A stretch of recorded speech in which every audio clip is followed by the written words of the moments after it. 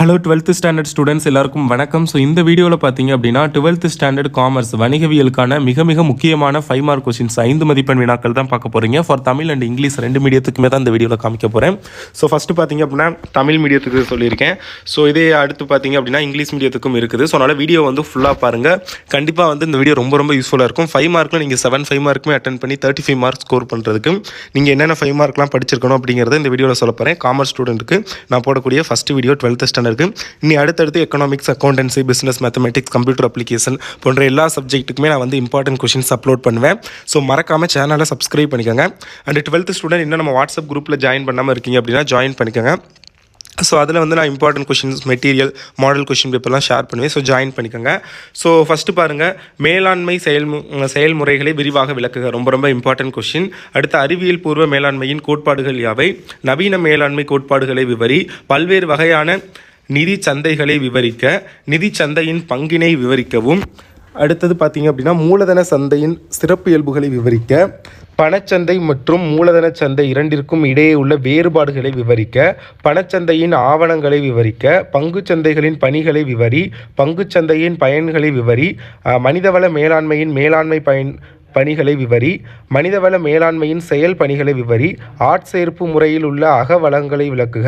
ஆட்சேர்ப்பு முறையில் உள்ள புற வளங்களை விளக்குக. சம்டைம்ஸ் பார்த்தீங்க அப்படின்னா 3 மார்க்லேயும் இந்த கொஸ்டின் கேட்குறாங்க. ஸோ அதை நல்லா பார்த்துக்கோங்க. பல்வேறு வகையான சோதனைகளில் சுருக்கமாக விளக்குக.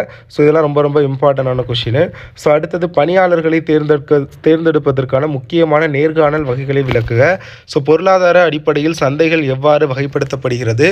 ஸோ மொத்தம் ஒரு 34 கொஸ்டின்ஸ் இருக்கும்னு நினைக்கிறேன். Important, yes, 34 important 5 mark questions தான். கண்டிப்பாக இதிலிருந்து தான் 7 கொஷின்ஸ் வரும். ஸோ அதனால் நல்லா தைரியமாக படிங்க. அண்ட் இதுலேருந்து ஒரு சில 3 மார்க் கொஷினும் உங்களுக்கு வரதுக்கான சான்ஸ் இருக்குது. ஸோ நல்லா படிங்க. அண்ட் பிடிஎஃப் லிங்க் நான் வீடியோ டிஸ்கிரிப்ஷனில் கொடுக்குறேன். ஸோ மறக்காமல் பிடிஎஃப் வந்து டவுன்லோட் பண்ணிக்கோங்க. ஓகே. ஸோ அடுத்தது பார்த்திங்க அப்படின்னா சந்தை இடுகையின் பரிமாண வளர்ச்சி பற்றி விவரி. பாரம்பரிய சந்தை இடுகை எவ்வாறு மின் சந்தையிடுகையிலிருந்து வேறுபடுகிறது விளக்குக. நுகர்வோர் பாதுகாப்பின் தேவைகள் யாவை? நுகர்வோர் பாதுகாப்பு சட்டம் 1986 நோக்கங்கள் யாவை? நுகர்வோரின் உரிமைகள் யாவை? நுகர்வோரின் கடமைகள் யாவை? இந்திய பொருளாதாரத்தில் எல்பிஜி தாக்கத்தை விளக்குக. சரக்கு விற்பனை சட்டத்தில் சரக்கினை வகைப்படுத்துக. தொழில் முனைவோரின் சிறப்பு இயல்புகள் யாவை? தொழில் முனைவோர் மற்றும் அகத்தொழில் முனைவோர்களை வேறுபடுத்துக. நிருமயம் உருவாக்கத்தின் பல்வேறு படிநிலைகளை விவரி. கடன் பத்திரங்களின் வகைகளை விவரி. இயக்குநர்களின் பல்வேறு வகைகளை சுருக்கமாக விவரி. அண்ட் மறக்காமல் இந்த வீடியோக்கு லைக் பண்ணுங்கள். லைக் பண்ணாமல் நிறைய பேர் பார்த்துக்கிட்டு இருப்பீங்க. ஸோ மறக்காமல் வீடியோக்கு லைக் பண்ணிவிட்டு பாருங்கள். அது எனக்கு ஒரு மோட்டிவேஷனாக இருக்கும். அண்ட் இந்த வீடியோக்கு நீங்கள் கொடுக்குற ஒரு அப்ரிஷியேஷன் அந்த லைக் தான். ஸோ அதனால் மறக்காமல் லைக் பண்ணிடுங்க.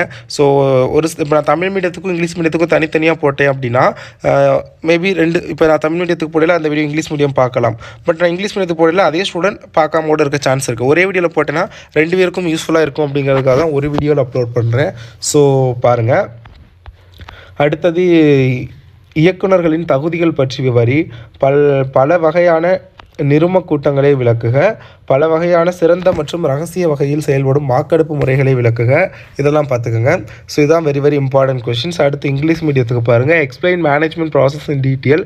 அடுத்து what are the principles of scientific management. Describe modern management principles. Describe different types of financial markets. Describe the role of financial market. What are the various functions of financial market. To describe the characteristics of a capital market.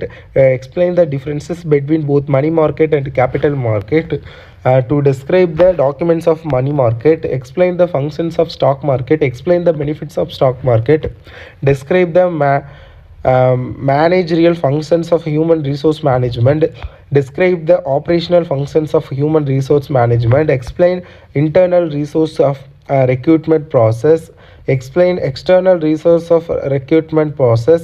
Briefly explain the various types of test. Explain importance interview types of employee section. இதெல்லாம் நல்லா பார்த்துக்கோங்க. And students மறுபடியும் சொல்கிறேன், like பண்ணிக்கோங்க and subscribe பண்ணிக்கோங்க. WhatsApp குரூப்பில் join பண்ணுங்கள். நான் இம்பார்ட்டன்ட் கொஸ்டின்ஸ்லாம் ஷேர் பண்ணுவேன். பிடிஎஃப் லிங்க் நான் டிஸ்கிரிப்ஷனில் கொடுத்துருப்பேன்.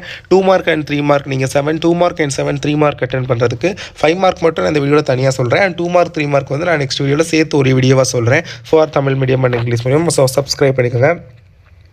அடுத்து how market are classified in economic terms. அடுத்து describe the dimensional growth of the market post. அடுத்து how traditional marketing differ from e-marketing. Explain what are the requirements of consumer protection. அடுத்தது what are the objectives of consumer protection act 1986, what are the rights of consumers, what are the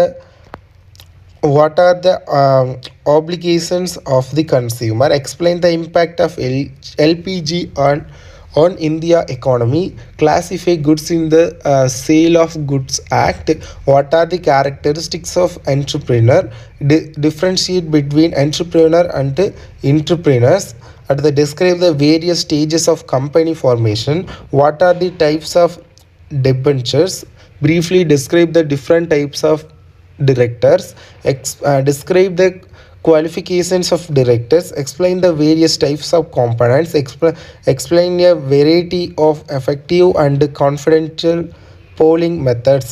so இதெல்லாம் வந்து நல்லா படிச்சுக்கோங்க. These 34 questions is the most important 5 mark questions for 12th standard commerce public examination 2024, and definitely 7 5 mark இந்த question படிக்கிற மூலயமா உங்களால் attend பண்ண முடியும். அந்தளவுக்கு இம்பார்ட்டன்ட் கொஷின்ஸ் நான் கொடுத்துருக்கேன். ஸோ பார்ட் 2ல் நான் 2 mark and 3 mark நான் அப்லோட் பண்ணுறேன். ஸோ மறக்காமல் சேனலை சப்ஸ்கிரைப் பண்ணுங்கள். 12th students, thank you for watching this video. Thank you.